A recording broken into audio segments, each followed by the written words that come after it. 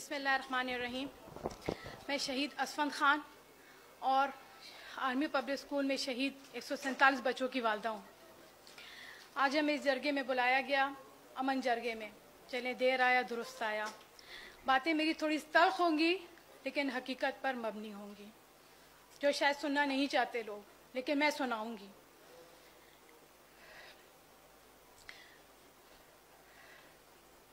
मैं किसके हाथ अपना लहू तलाश करूं, मैं किसके हाथ अपना लहू तलाश करूं, तमाम शहर ने पहन रखे हैं दास्ताने। आज अमन की बात हो रही है तो मैं कहती हूं कि अगर अमन चाहिए, अगर चाहते हैं कि अमन आए, तो इन दो लाइनों का मतलब समझें। इसलिए कि इस मतलब के बगैर के समझे ना बगैर हमारे इस सूबे की, हमारे इन लोगों की और हम की ये हालत हुई है। किसी ने कहा कि ये तस्वीरें पड़ी हैं, ये तस्वीरें नहीं जनाजे हैं। मैं तो कहती हूँ ये सिर्फ ये जनाजे नहीं हैं, ये जो बैठे हैं, ये जो वालिदैन हैं, ये भी जनाजे हैं।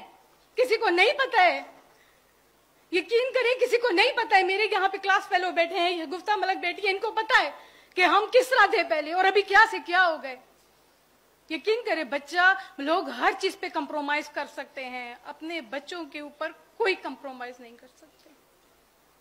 यहाँ सब साहिब औलाद होंगे, सबको पता होगा कि जब बच्चों की लाशें जो उठाते हैं उनको पता है वो कैसे होते हैं। हमारे सानिया को तकरीबन 7.5 साल का अरसा गुजर गया है। इस 7.5 साल में हम सिर्फ यही जवाब लोगों से पूछने की कोशिश करते रहे, यही जवाब हमने मांगे कि आखिर हमारे बच्चों को क्यों शहीद किया गया, इनके जिम्मेदारान कौन हैं, इनके सहूलतकार कौन हैं।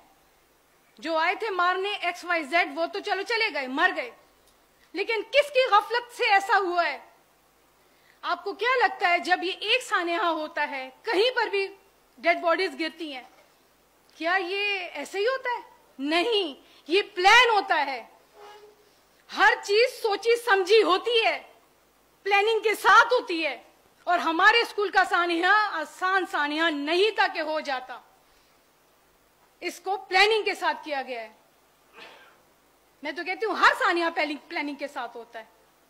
तो जब ये प्लानिंग के साथ होता है, जो जिम्मेदार लोग हैं उनसे पूछते क्यों नहीं हैं कि जब ये सब कुछ प्लान हो रहा था तो आप किस हाथी के कान में सोए थे, कैसे सब कुछ हो गया?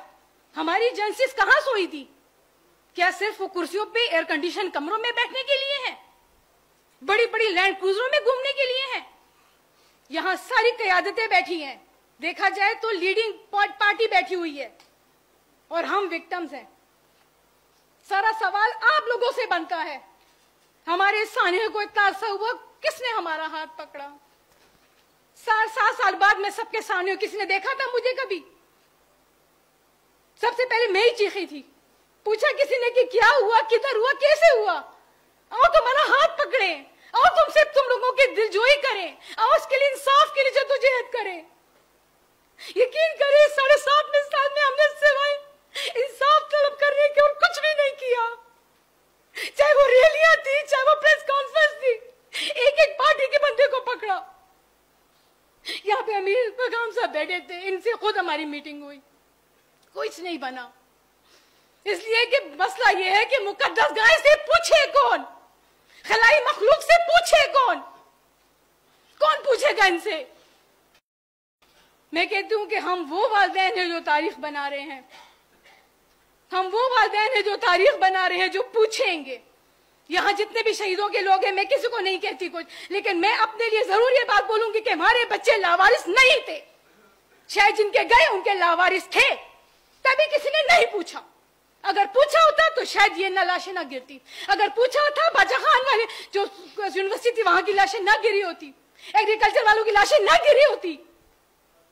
अभी जो यहाँ बैठ के अमन झगड़े कर रहे हैं तो ना करने की जरूरत पड़ती, इसलिए कि पूछते लोगों से, जो लोग हैं सिक्योरिटी एजेंसी वाले, पूछो इनसे कहां थे तुम?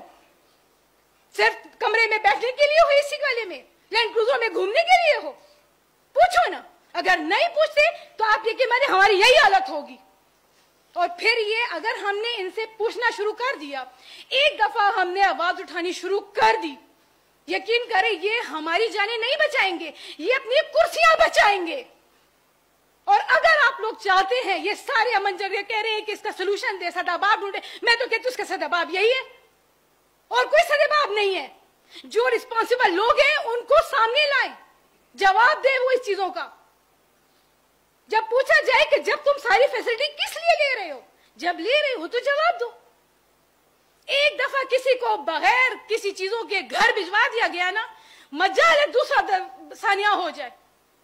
उन्होंने तो अपनी कुर्सी बचानी है। हमारे सानिया में भी अभी 7.5 साल का अरसा गुजर गया, इंतहाई जदोजहद के साथ, इंतहाई मेहनत के साथ, और आखिर हमने जुडिशल कमीशन बनवा ली। वो यहां हाई कोर्ट से सुप्रीम कोर्ट तक भी चली गई, लेकिन फिर वही बात कि खलाई मखलूक को कौन पकड़ेगा, मुकद्दस गाय को कौन खड़ा करेगा?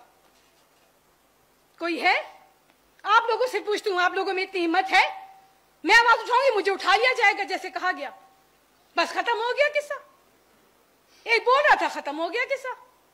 कोई है हमारा साथ देने वाला? यहां बैठे हैं ना। अभी सुप्रीम कोर्ट में हमारा केस तकरीबन 8.5 महीने से बंद है, 2.5 साल से उसमें चल रहा है।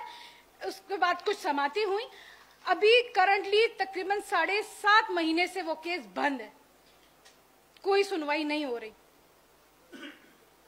ये तो कहते हैं ना कि जस्टिस डिले जस्टिस डिनाइल वाला किस्सा है, यही हमारे साथ भी किया जा रहा है।